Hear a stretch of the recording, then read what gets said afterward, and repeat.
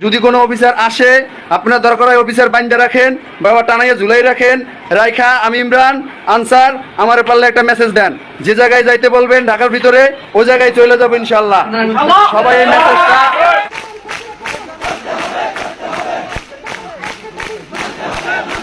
সুপ্রদর্শক, আপনারা জানেন গত 5 তারিখে এদেশের মানুষ, ছাত্র সমাজ, এদেশের সাধারণ জনগণ জীবন দিয়ে, হাজার হাজার মানুষ জীবন দিয়ে 16 বছর এদেশের মানুষের পরে বুকের পরে চেপে থাকা পাথর, জগদ্দল পাথর স্বৈরাচারী শাসক হাসিনাকে এদেশ থেকে হটিয়েছে।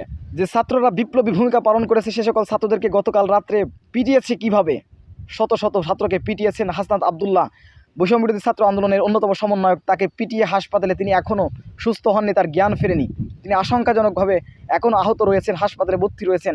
এমতো অবস্থায় ইমরান নামের এক ব্যক্তি এখন পর্যন্ত আবারও ডিক্লার দিয়েছেন, যুদ্ধের ঘোষণা দিয়েছে ডাইরেক্ট বাংলাদেশের সেনাবাহিনী, পুলিশ, বাংলাদেশের আইন শৃঙ্খলা বাহিনীর সাথে ডাইরেক্ট যুদ্ধের ঘোষণা দিয়েছে একজন আনসার সদস্য হয়ে। এই ইমরান নামক আনসার সদস্যকে অতি দ্রুত গ্রেপ্তার করতে হবে। তিনি কি বলেছেন আপনারা অবাক হয়ে যাবেন। সুপ্রিয় দর্শক, আমরা দেখে আসবো এত সাহস তারা কি করে পায়। চলুন আমরা দেখে আসি আগে তার সেই বক্তব্যটি। বিসমিল্লাহির রহমানির রহিম। আসসালামু আলাইকুম। সকল আনসার ভাইয়ের উদ্দেশ্যে বলতেছি, যদি কোনো গার্ডে, কোনো ক্যাম্পে, কোনো আনসার অফিসার, টিআই, থানা অফিসার, ব্যাটালিয়ান, যেই যাও, অনেক জায়গায় শুনতে পারতেছি হাতিয়ার ক্লোজ অলরেডি হয়ে গেছে। কেউ দয়া কইরা হাতিয়ার ক্লোজ করার কোনো চাবি দেবেন না এবং হাতিয়ার ক্লোজ করার কোনো সুযোগ দেবেন না। আনসার সদস্য যেহেতু মাঠে নামছে, মাঠে থাকবে যতক্ষণ পর্যন্ত আমাদের সুনিশ্চিত এবং সুব্যবস্থা না হবে এবং আমাদের জয় নিশ্চিত না হবে, অতদিন পর্যন্ত কোনো হাতিয়ার ক্লোজ হবে না। দয়া করে এই মেসেজটা সকল আনসারকে জানাই দেন, সকল গার্ডে জানাই দেন, কোনো গার্ডে যাতে হাতিয়ার ক্লোজ করতে না পারে। যদি কোনো অফিসার আসে আপনার দরকার হয় অফিসার বাইন্দা রাখেন, বাবা টানাইয়া ঝুলাই রাখেন, রাইখা আমি ইমরান আনসার আমার পারলে একটা মেসেজ দেন, যে জায়গায় যাইতে বলবেন ঢাকার ভিতরে ওই জায়গায় চলে যাবো ইনশাল্লাহ।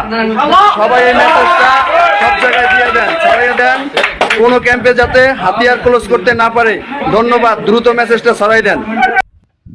অতি দ্রুত এই আনসার সদস্য ইমরানকে অতি দ্রুত গ্রেপ্তার করতে হবে, কোনো সময় নেওয়া যাবে না। এবং আনসার বাহিনী বলে কোনো বাহিনীকে বাংলাদেশে আমরা দেখতে চাই না, কারণ এগুলোর প্রত্যেকেই এই হাসিনার আমলে, এই আওয়ামী লীগের আমলে তারা চাকরি পেয়েছে এবং আওয়ামী লীগের দালাল দোসর স্পষ্টভাবে প্রমাণ হয়ে গিয়েছে।